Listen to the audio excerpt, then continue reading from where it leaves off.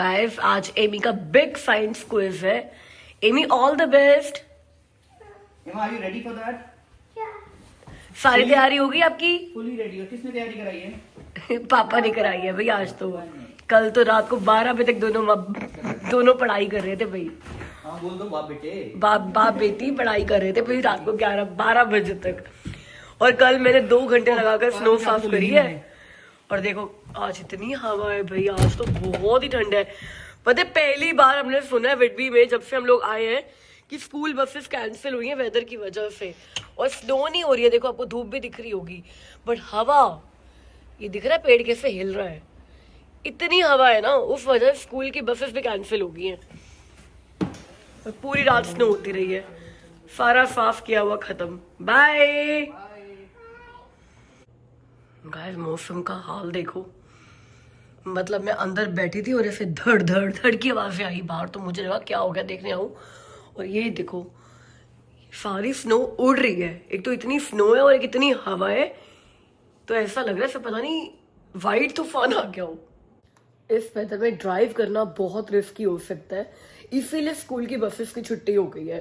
क्योंकि भाई बहुत सारे बच्चे होते हैं स्कूल बस में और स्कूल की रिस्पॉन्सिबिलिटी हो जाएगी अगर कुछ हो गया तो उन्होंने बोला है कि भाई आप पेरेंट्स छोड़ने के लिए आए बच्चों को, स्कूल बसेस नहीं आएंगी। मेरे को लगता है कि छुट्टी ज़्यादा बेटर थी, क्योंकि बच्चे अगर गाड़ी में भी हैं और ड्राइविंग रिस्की है तो भाई चाहे वो बसेस में आए चाहे अपने पेरेंट्स की कार में आए, रिस्की तो है ही। इनफैक्ट आई एम थिंकिंग मैं अमित को बोलती हूँ कि आज आप भी घर से काम कर लो, this is not the weather for driving. ओए होए ऐसा क्या हो गया अमित? अमित आज 1 घंटा लेट जा रहे हैं ताकि तूफान थम जाए, और अमित की एक मीटिंग भी है।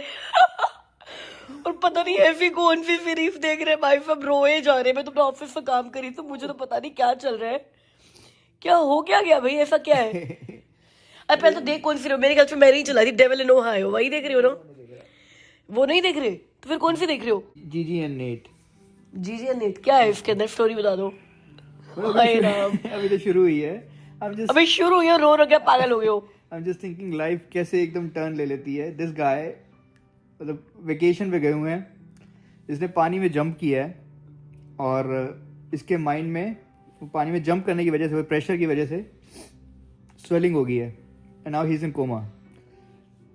तो उसमें कोई तो रोना क्यों आ गया है? अरे मतलब बड़ी इमोशंस दिखाए हुए हैं इसमें, पेरेंट्स के, जैसे फ्रेंड्स है उसके पेरेंट्स तो मतलब हाईली रिकमेंडेड नेटफ्लिक्स वॉच है? रोना नहीं है तो मत देखना फिर। आज तो भाई वो वेदर है जिसमें ना लोगों की छतें भी उड़ जाती हैं घरों की, ये देख रहे हो, और पेड़ गिर जाते हैं। आई वंडर स्कूल की छुट्टी कैसे नहीं हुई है भाई। सारी रात होती रही है स्नो, अभी सब वाइट हुआ है और रात को टेम्परेचर था 0 डिग्रीज। तो वो तो चलो हमें पता ही है कि जब स्नो होती है तो टेम्परेचर ऐसा ही रहता है। एंड आई वाज थिंकिंग कि चल 0 डिग्री टेम्परेचर है, सुबह स्नो अपने आप ही पिघल जानी है। बट आज जब सुबह उठे हैं ना तो टेम्परेचर -13 डिग्रीज।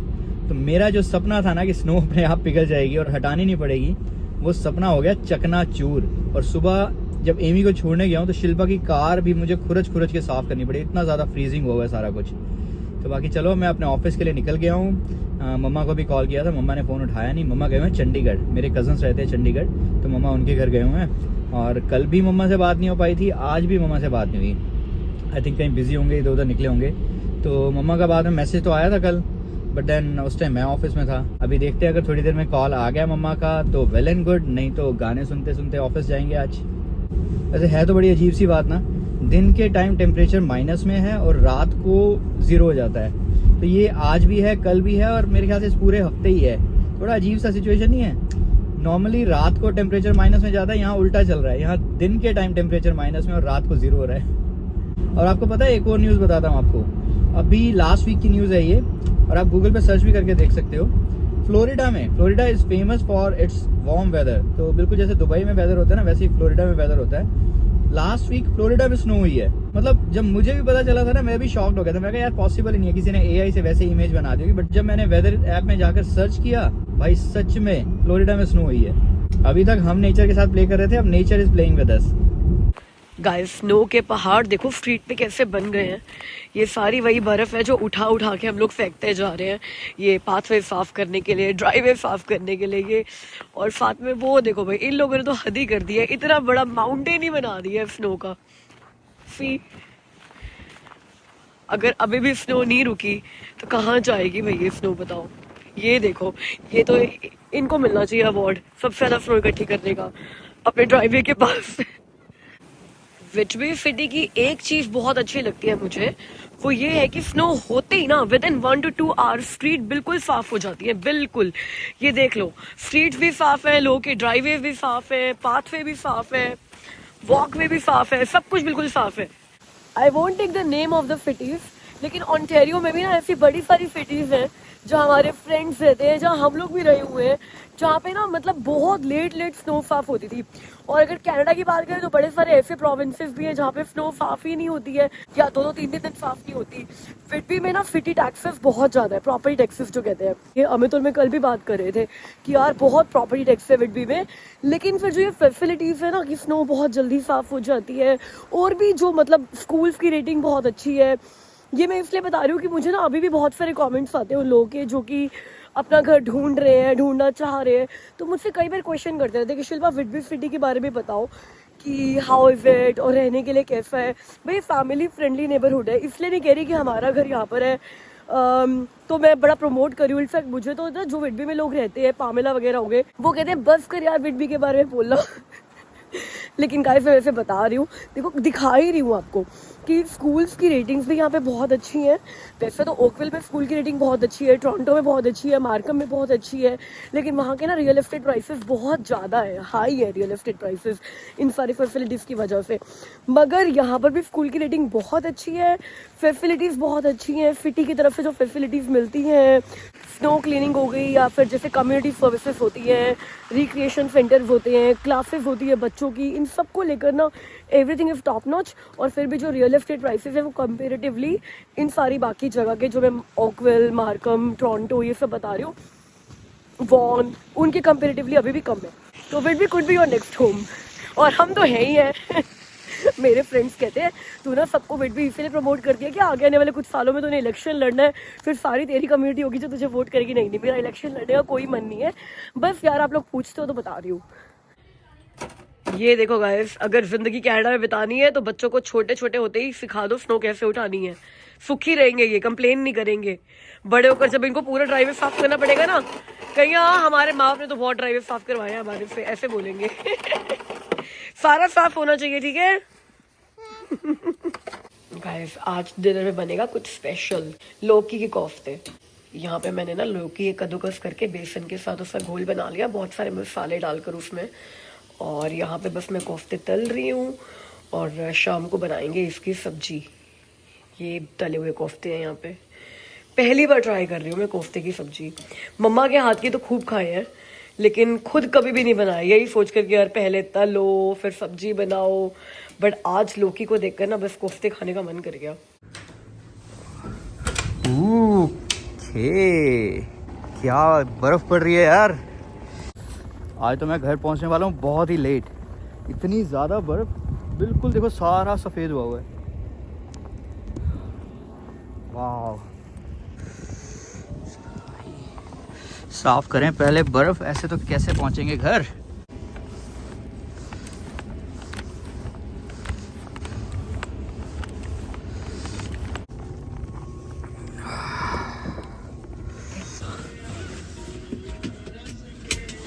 डेढ़ घंटा दिखा रहा है मुझे घर पहुंचने में, अभी टाइम हुआ है 7:11।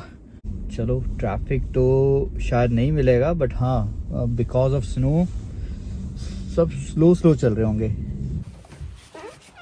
गाइस इस बार इतनी स्नो पड़ रही है, इतनी स्नो पड़ रही है कि पिछले साल की पूरी कसर निकल रही है यहाँ पे। ये देखो, अभी एमी को लेगो क्लास में ले जाने से पहले ना मैं पूरा पाथवे बिल्कुल साफ करके गई थी उठा के। ये प्रूफ भी है कि देखो यहाँ पे सारी स्नो इकट्ठी करके मैंने यहाँ फेंकी थी, और अभी जब मैं आई हूँ तो ऐसा लग ही नहीं रहा कि मैं साफ करके गई थी।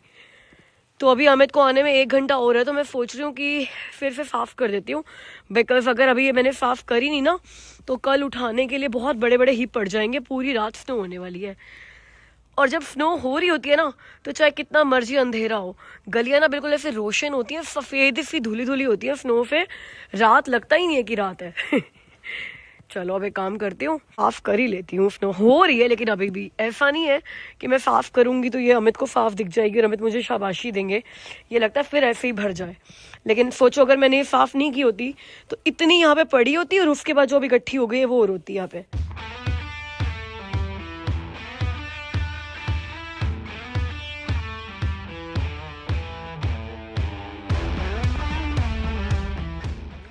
गाइस ये साइड वॉक साफ कर दिया है मैंने और इतनी जगह बना दी है कि अमित की गाड़ी ना आराम से आ जाए, वो स्नो के पहाड़ों में ना डूबे नहीं। अब ये वाली जगह और थोड़ी साफ कर देती हूँ और जो एंट्री करके गई थी वो दोबारा से साफ करनी पड़ेगी। यही वर्कआउट है आज, जिम जाने की जरूरत नहीं है। गाइस इस वीडियो में ना इतना स्नो, इतना विंटर और इतनी वेदर की बात हो गई है ना कि मुझे लगा ये वीडियो एक सही वीडियो है आपके उस क्वेश्चन का जवाब देने के लिए जो मुझसे बहुत पूछा जाता है। इनफैक्ट मैंने एक वीडियो बनाई भी हुई है उसके ऊपर, बट बहुत साल पहले बनाई थी, मतलब 3 साल पहले बनाई थी कि किस तरह की विंटर जैकेट्स आपको खरीदनी चाहिए, किस तरह के विंटर शूज आपको खरीदने चाहिए ताकि इस तरह का वेदर जो आजकल चल रहा है ना स्नो स्टॉर्म का और -20 का, वो बेयरेबल हो जाए। अब पता है कनाडा में विंटर्स की गियर 2 तरीके के चाहिए होते हैं। एक तो जो आप अक्टूबर, नवंबर, दिसंबर और फिर अप्रैल या फिर अगर कभी मई में भी ठंड रहे तो मई टाइप में पहनोगे, और एक जो जनवरी, फरवरी, मार्च जो एक्सट्रीम ठंड होती है ना उस तरीके की चाहिए। मेरे को लगा पूरा एक्सप्लेन करने की बजाय मैं आपको हमारा कलेक्शन दिखा देती हूँ कि हमारा विंटर जैकेट्स का और विंटर बूट्स का क्या कलेक्शन है और क्या सोचकर हमने ये सारी चीजें ली थी। बिकॉज सही बता रही हूँ मैं, जब हम लोग भी नए इमिग्रेंट्स आए थे ना, every year we used to buy new jacket. उस टाइम पर ना इतना, जब आप न्यू इमिग्रेंट होते हो ना थोड़े से प्राइस सेंसिटिव भी होते हो कि आप सोचते हो कि यार बढ़िया सी चीज ले ले सस्ते में। बट पता है वो कहते हैं ना कि महंगा रोए एक बार, सस्ता रोए बार बार। वो मेरे को बार बार सस्ता लेकर रोकर समझ में आ गया है। लेकिन अब जो हमारा कलेक्शन है ना वो पिछले 3 साल से कांस्टेंट है और मुझे अब लगता है कि यार बढ़िया कलेक्शन ले लिया हमने अपने तीनों के लिए। 2 एमी का तो हर बार चेंज करना पड़ता है। मैं आपको बताती हूँ, अब जैसे एमी के पास ना 4 जैकेट्स है, ये जो वो रेगुलर पहनती है। अब ये दो जो जैकेट्स हैं ये काफी हल्की सी जैकेट है, कॉस्को से ली थी। ये इनफैक्ट इतनी कॉमन जैकेट है ना कॉस्को में, मेरे को लगता है एमी की एज के हर बच्चे के पास ये जैकेट है। और ये ना डबल साइडेड जैकेट है, मतलब ये वाटर प्रूफ भी है इस लेवल पे, और यहाँ से अंदर से फ्लीव्ड जैकेट है। तो ये बहुत काम आती है जब समर में भी कई बार बहुत विंडी डेज हो जाते हैं या आप कैंपिंग करने जाते हो। तो आप कैंपिंग किस मौसम में मर्जी करने जाओ, आपको एक इस तरीके की जैकेट तो चाहिए होती है। तो इसको अपना फॉल जैकेट कह सकते हो या अपनी समर जैकेट भी कह सकते हो। तो इस तरह की जैकेट सबके पास होनी चाहिए। मेरे पास भी है, अमित के पास भी है, एमी के पास भी है, जो बहुत हल्की फुल्की सी है और विंडी डेज में भी काम आ जाएगी। और वो जब फॉल बिल्कुल शुरू हुआ होगा ना सितंबर अक्टूबर, जब आप कंफ्यूज रहोगे कि जैकेट पहने कि ना पहने, तो गाड़ी में हमेशा इस तरह की जैकेट रखनी चाहिए। और बच्चों का अगर छोड़ देना तो हम सबको तो यार एक ही चाहिए होती है और वो लंबी चलती है। जैसे मैंने ये ज़ारा की खरीदी थी अपनी, जब मैं कनाडा आई थी। मेरी ये पहली जैकेट थी, मतलब ये 7 इयर्स पुरानी हो चुकी है अब जैकेट, और मैं इतना पहनती हूँ। उसकी फिटिंग भी बहुत अच्छी है। ब्लैक कलर लिया था ताकि मैला भी ना और आउट ऑफ फैशन भी ना हो। तो ये मेरी, मैं सही बताऊँ, मेरी one of the favourite jackets है ये। तो ये भी मैं फॉल वगैरह के टाइम पर पहनती हूँ। तो सितंबर ऑनवर्ड्स शुरू हो जाती है ये जैकेट मेरी और दिसंबर तक बड़े आराम से चल जाती है। और अमित की भी दिखा देती हूँ आपको मैं। और अमित की ये इस तरह की जैकेट है, हल्की फुल्की सी, जो अमित तो ऐसे ना कई बार ये विंटर में पहनकर चले जाते हैं, फिर ठंड में ठिठुरते रहते हैं, लेकिन ये एक्चुअली में फॉल जैकेट है। तो इस तरह की आप हल्की फुल्की फॉल जैकेट ले सकते हो। अब बच्चे के लिए यार एक जैकेट कम है, और कई बार क्या होता है अक्टूबर नवंबर में ठंड बहुत बढ़ जाती है। तो एनी के लिए हमने 2 जैकेट्स ले रखी है, एक थोड़ी हैवी वाली जैकेट ली हुई है हमने। अब बात करते हैं विंटर जैकेट्स की। विंटर जैकेट्स में ना सबसे जरूरी चीज जो है वो ये है कि वो किस टेम्परेचर तक के लिए इंसुलेटेड है। आप ना अगर बच्चों के जैकेट स्पेशली ओशकोश से लोगे, बहुत बढ़िया क्वालिटी है। एमी की हम हर साल लेते हैं और सिर्फ ओशकोश से ही लेते हैं, और कभी उसने ये नहीं बोला कि उसको ठंड लगती है। जैकेट की क्वालिटी भी बहुत अच्छी है, वाटर प्रूफ रहती है, विंड प्रूफ रहती है, अंदर से भी पूरी वार्म है। तो इस तरह की जैकेट एमी की हर साल हम लोग उसकी एज के हिसाब से खरीद लेते हैं, मगर स्टाइल नहीं चेंज होता। बस एक चीज नोट करना, जैसे एमी की दोनों जैकेट्स, दोनों उसकी विंटर जैकेट्स है, बिकॉज एज आई सेड कि बच्चों के लिए 2 जैकेट्स चाहिए होती है, बिकॉज वो स्नो में इतना खेलते हैं, इतनी गंदी कर लेते हैं जैकेट, आपको 2 चाहिए होती है। जो इनकी हुडी होती है ना, आपकी हर विंटर जैकेट, चाहे वो आप अपने लिए ले रहे हो, बच्चों के लिए ले रहे हो, वो फर हुडी होनी चाहिए। और हुडी जितनी अच्छी होगी ना, हुडी का ना एक्चुअली शेप पहन कर देखना कि आपके सिर के हिसाब से वो अच्छा आ रहा है कि नहीं आ रहा। अब ओशकोश की भी ना कई स्टाइल है जैकेट्स के, बट हम लोग यही ट्राई करते हैं कि एमी के सिर पर कौन सा जो हुडी है वो फिट बैठ रहा है, ये बटन जो है वो अच्छे से बंद हो रहे हैं, ताकि जब विंड चल रही होती है ना बहुत तेज, तो फिर अब ये जो हल्की फुल्की कैप्स होती है, मैं अपनी यहाँ पर हम कैप वगैरह रखते हैं तो मैंने कहा वो भी दिखा दूँ आपको, बट आपको पता ही है, आप आजकल हर वीडियो में मुझे कैप पहने हुए देख रहे हो, वो कैप इनफ नहीं होती जब विंड चल रही होती है। आपको ना अपनी जैकेट की हुडी भी करनी होती है, बिकॉज जैकेट की हुडी काफी आगे तक आ जाती है, और जो ये फर है ना ये विंड को भी रोकती है। लेकिन अगर मैं अपनी जैकेट की बात करूँ जो मेरी फेवरेट है, और आई नो कि आप में से बहुत लोगों की फेवरेट है मेरी जैकेट, वो है रटसैक की। 3 साल पहले ली थी मैंने ये जैकेट, और इसके बिना ना मैं अपनी विंटर इमेजिन नहीं कर सकती हूँ। पिछले साल इतनी विंटर हुई नहीं कि मेरे को ये रटसैक की जैकेट पहननी पड़ी, तो पिछले साल शायद मैंने 1 या 2 बार पहनी है, बट यार स्टाइलिश भी बहुत ज़्यादा है, वन टाइम इन्वेस्टमेंट है। मैं वही बोलूँगी कि यार एक बार इन्वेस्टमेंट कर लो। मुझे नहीं लगता कि ये जैकेट मैं आगे 10 साल भी चेंज करने वाली हूँ। 3 साल ऑलरेडी हो चुके हैं मुझे जैकेट पहनते हुए, और ना तो मेरी हाइट बढ़ने वाली है, और होपफुली ना मैं मोटी होंगी, तो ये जैकेट चलती रहेगी मेरी, सालों साल चलेगी। अब इसका देखो क्यों मुझे ये जैकेट बहुत पसंद है। हुडी के नीचे पूरा वुलन फैब्रिक है, पूरी लेयरिंग है, और इसकी फर भाई साहब ये इतनी आगे तक आती है, आपने मुझे पहने हुए देखा हुआ है, और इसकी फर से विंड मेरे फेस पे ना बिल्कुल भी नहीं आती, और ये इतनी वार्म है कि इसके नीचे लेयरिंग करने की भी मुझे जरूरत नहीं पड़ती। कई बार मैं हल्के फुल्के टॉप पहनकर ऊपर अगर ये जैकेट पहन लूँ ना, ये -30 तक बहुत अच्छा प्रोटेक्शन देती है। अगर आप ऐसी जगह रहते हो जहाँ पर टेम्परेचर -30 से भी ऊपर चला जाता है, तो फिर आप एक लेयर कर लो, एक स्वेटर पहन लो नीचे। बट ये मुझे बहुत ही बढ़िया लगती है। मुझे लगता है कि यार सबको ना एक इस तरह की अच्छी जैकेट में इन्वेस्ट कर लेना चाहिए, जो कि विंटर प्रूफ, वाटर प्रूफ, आपकी फिटिंग की होनी चाहिए। अगर बहुत लूज है या बहुत टाइट है तो आप कंफर्टेबल नहीं होगे, बिकॉज विंटर जैकेट आप कपड़ों के ऊपर पहनते हो। अब ये ना मैं इसीलिए कई बार इतना कंफर्टेबल नहीं पहनती। जैसे एमी के स्कूल जाना होता है तो मैं एवरीडे ये पहनकर नहीं जाती, बिकॉज मुझे लगता है कि यार थोड़ा बंद करने में ये मुझे दिक्कत होती है, क्योंकि ये एक्स्ट्रा स्मॉल साइज, और मेरा साइज स्मॉल है। जब ली थी तब मेरा साइज एक्स्ट्रा स्मॉल था, अब नहीं है। तो उसके लिए मैंने कि भाई जल्दी जल्दी पहनने के लिए मेरे पास ये जैकेट है। ये भी मैं बहुत रेगुलर यूज करती हूँ, पहनने में बहुत इजी है, बिकॉज ये देख लिया था ना मैंने कि साइज बिल्कुल फिट लेकर क्या होता है, पहनते हुए बहुत कंफर्टेबल नहीं होते हो आप। कई बार आपको क्विक पहनकर बस ग्रोसरी रन करने जाना होता है, या फिर आपको बच्चे को लेने जाना होता है, तो ये मैंने उल्टा एक साइज बड़ा ली थी जैकेट। ये पहनने में बहुत ईजी रहती है, इसके नीचे चाहे कितनी मर्जी लेयरिंग कर लो। दो ये माइकल कोर्स की जैकेट है, इससे मुझे कुछ खास उम्मीद थी नहीं। ये मैं जब डेनमार्क जा रही थी ना, तो वहाँ का वेदर देखकर मैंने ली थी, और थोड़ा ये सोच कर कलर थोड़ा होना चाहिए, स्टाइलिश थोड़ी होनी चाहिए, कि अच्छी लगनी चाहिए।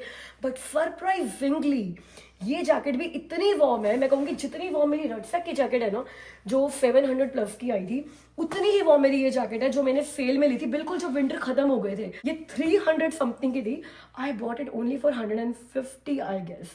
तो ये भी एक बात है कि जब आपको विंटर जैकेट्स अच्छी वाली खरीदनी हो ना, जब बिल्कुल विंटर खत्म हो जाए, अप्रैल के अंदर जाके खरीदो, तो आपको बहुत अच्छे डिस्काउंट्स मिलेंगे। और एक और जैकेट है मेरे पास आर्कटिक एक्सपीडिशन की। ये मुझे कलर बहुत पसंद आ गया था इसका, इसीलिए मैंने ये जैकेट ले ली थी। और इसकी हुडी जो है वो काम की नहीं है, इसमें फर नहीं है क्योंकि। तो ये 3 मेरी विंटर जैकेट्स है। सेम ऐसे ही अमित की जैकेट्स है। जब अमित ने मेरी जैकेट देखी ना, पहले अमित को लगता था कि यार मेरे पास जो जैकेट है ना काफ़ी है, अच्छी है, बट जब अमित ने मेरी रटसैक की जैकेट 1 साल देखी ना कि वो कितनी अच्छी है, अमित नेक्स्ट ईयर अपने लिए रटसैक की जैकेट लेकर आए।